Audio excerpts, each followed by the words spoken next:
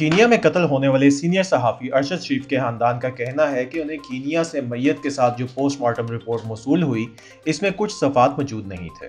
خاندان کے مطابق اس پوسٹ مارٹم اور ڈیتھ سرٹیفکیٹ کا مہر بند لفافہ جب انہیں دیا گیا تو پہلے سے کھلا ہوا تھا۔ خیال رہے کہ مقامی نیوز چینل دنیا ٹی وی سے منسلک اینکر کامران شاہد نے گزشتہ رات اپنے پروگرام میں تشدد زدہ ہاتھوں اور چھاتی کی تصاویر دکھاتے ہوئے دعویٰ کیا کہ یہ تصاویر ارشد شریف کی ہیں اور یہ کہ ان کے پاس موجود تفصیل کے مطابق ارشد شریف کو قتل کرنے سے پہلے بے ایمانہ تشدد کا نشانہ بنایا گیا۔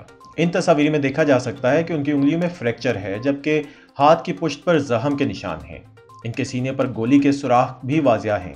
ان تصاویر کے حوالے سے ایک فورینزک ماہر نے نام ظاہر نہ کرنے کی شرط پر بتایا یہ تصاویر ہلاکت سے 4 سے 5 گھنٹے بعد لی گئی ہیں۔ اس دوران تشدد زدہ میت کی انگلیاں مڑنا شروع ہو جاتی ہیں، تاہم ان تصاویر اور ان سے جڑی خبروں کی تاحال تصدیق نہیں ہو سکی۔ دوسری طرف کینیا کے صحافی بریان اوبویا کا کہنا ہے کہ کینیا سے آنے والی پوسٹ مارٹم رپورٹ میں تشدد کا کوئی ذکر نہیں اور 3 گھنٹے سے زائد تشدد کی کوئی سائنٹیفک فائنڈنگ سامنے نہیں آئی۔ ان کا مزید کہنا تھا کہ ناخن ڈی این اے کے لیے نکالے گئے۔ خدشہ ہے کہ ٹارچر سے متعلق غلط معلومات پھیلائی جا رही ہیں۔ Well, the Kenyan report does not talk about the torture, but the report talks about a fingernail or one or two that were actually removed for DNA testing. You know, this is basically about fingernails are known medically or scientifically to basically grasp a lot of material here and there, and they are most of the time used to get DNA of where people touched or what they got in contact with. So during the post-mortem in Kenya, a part of the liver was removed for toxicology. Sections of the blood sample, part of the blood sample was taken. We also see from that report that a fingernail or two have been removed also to understand the aspect of DNA.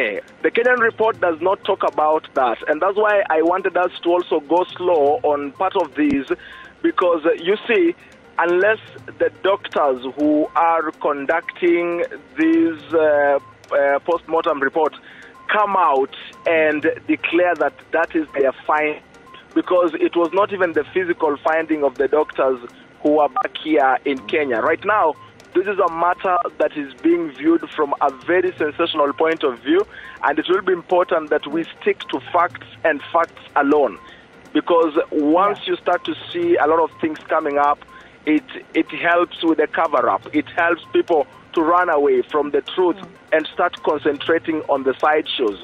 Why am I saying this? I may not be a doctor, Memon, but it is not scientific for a doctor or anyone to actually say how long someone was tortured. You know what I mean? Arshad شریف کے اہل خانہ سے جب اس بارے میں بات کی گئی تو انہوں نے حیرت اور صدمے کا اظہار کیا۔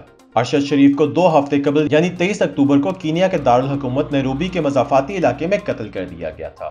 ان کی لاش کا پوسٹ مارٹم پاکستان منتقلی سے قبل کینیا میں بھی پاکستانی سفارتخانے کے عملے کی نگرانی میں کیا گیا۔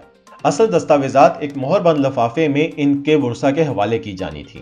تاہم بی بی سی سے بات کرتے ہوئے ان کے اہل خانہ نے کہا کہ کینیا سے آنے والے ان دستاویزات میں کاغذات کی نقل تو موجود ہے جبکہ اصل دستاویزات نہیں ہیں، جبکہ لفافے کے ساتھ جڑی چیک لسٹ میں اصل ڈاکومنٹس کے لف ہونے کی تصدیق کی گئی ہے۔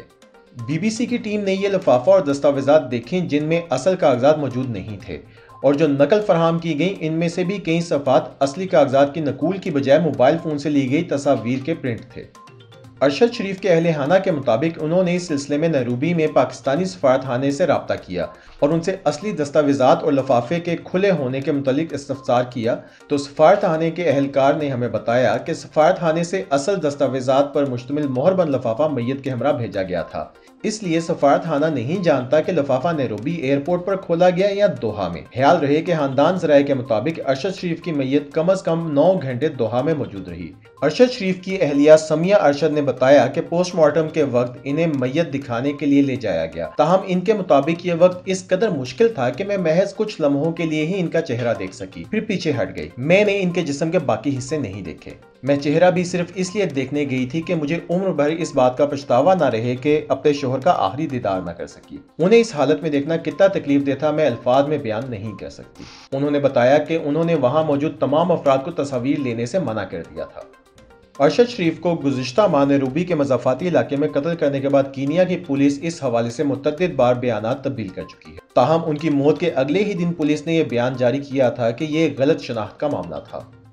پولیس کے مطابق ارشد شریف کی گاڑی پر اس وقت فائرنگ کی گئی جب وہ پتھر لگا کر بنائے گئے پولیس کے ناکے پر نہیں رکی، اور پولیس اس وقت ایک ایسی گاڑی کی تلاش میں تھی جس میں ایک بچے کے اغوا کی خبر تھی۔ تاہم پولیس نے اپنا بیان تبدیل کرتے ہوئے بعد ازاں یہ بھی کہا کہ ارشد شریف کی گاڑی سے ان پر فائرنگ کی گئی اور جوابی فائرنگ میں وہ ہلاک ہوئے۔ لیکن کینیا پولیس کے ان دعووں پر پہلے دن سے ہی سوالات اٹھ رہے ہیں۔ پاکستان نے تحقیق کے لیے 2 تفتیش کار کینیا روانہ کیے، جن کی واپسی کے بعد رانا ثناء اللہ نے پریس کانفرنس کرتے ہوئے کہا، یہ بات اب واضح ہو رہی ہے کہ ارشد شریف کی موت ایک غلط شناخت کا معاملہ نہیں بلکہ منصوبہ بندی سے کیا گیا قتل ہے۔ دوسری جانب ان کے اہل خانہ کا کہنا ہے کہ پوسٹ مارٹم کی رپورٹ اور ارشد شریف کے قتل کی تحقیقات کے حوالے سے اب تک ان سے رابطہ نہیں کیا گیا، جس کے بعد ان کی والدہ نے چیف جسٹس کو ایک خط بھی لکھا ہے۔ ان کی والدہ کے کہنا ہے کہ یہ ریاست کے خلاف جرم ہوا ہے اور ریاست کو ہی اس پر کارروائی کرنی چاہیے۔ ہم سے کسی نے کوئی رابطہ نہیں کیا اور نہ ہی ہمیں اس کیس پر پیش رفت کے بارے میں بتایا گیا۔ ان کی دوسری اہلیہ اور صحافی جویریہ صدیق نے BBC سے بات کرتے ہوئے کہا کہ انہوں نے ارشد شریف کی چھاتی اور اوپری حصہ اور چہرہ دیکھا تھا۔